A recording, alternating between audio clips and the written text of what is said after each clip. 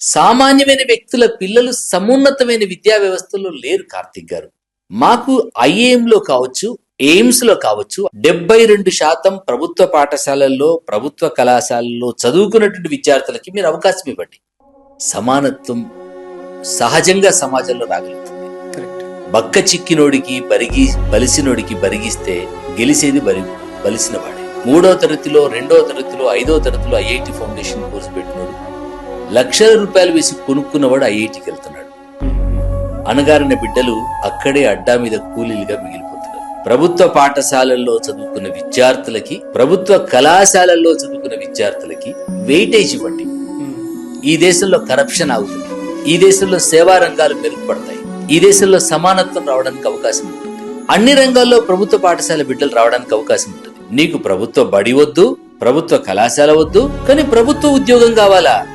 1వ తరగతి నుంచి 10వ తరగతి వరకు ప్రభుత్వ పాఠశాలల్లో చదువుకున్న విద్యార్థులకి, +1, +2 ఇంటర్మీడియట్ ప్రభుత్వ కళాశాలల్లో చదువుకున్న విద్యార్థులకి ఎంసెట్ గాని, నీట్ కానీ, జేఈ మెయిన్స్ అండ్ అడ్వాన్స్ లో కానీ మీరు వెయిటేజ్ ఇవ్వండి.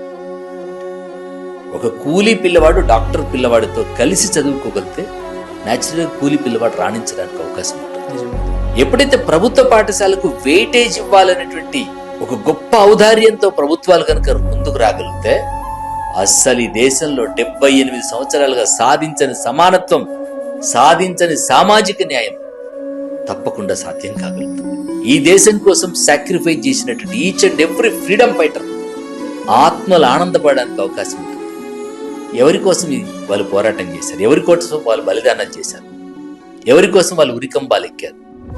ఆ స్వాతంత్ర ఫలాలని సగటు పేద సమాజం అనుభవించాలంటే అందరికీ సమానమైనటువంటి విద్యావకాశాలు రావాలి.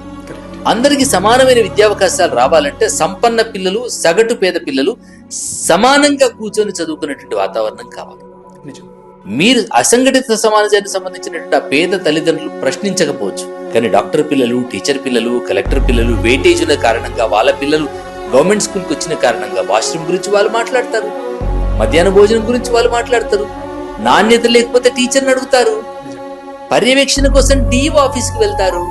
ప్రభుత్వ పాఠశాలల్లో చదువుకున్న పిల్లలకి మాత్రమే ప్రభుత్వ ఉద్యోగాల్లో, ప్రభుత్వ ఉన్నత విద్యా అవకాశాల్లో కల్పించగలిగితే ఈ దేశం కోసం త్యాగం చేసినటువంటి దేశభక్తుల త్యాగానికి సార్థకత.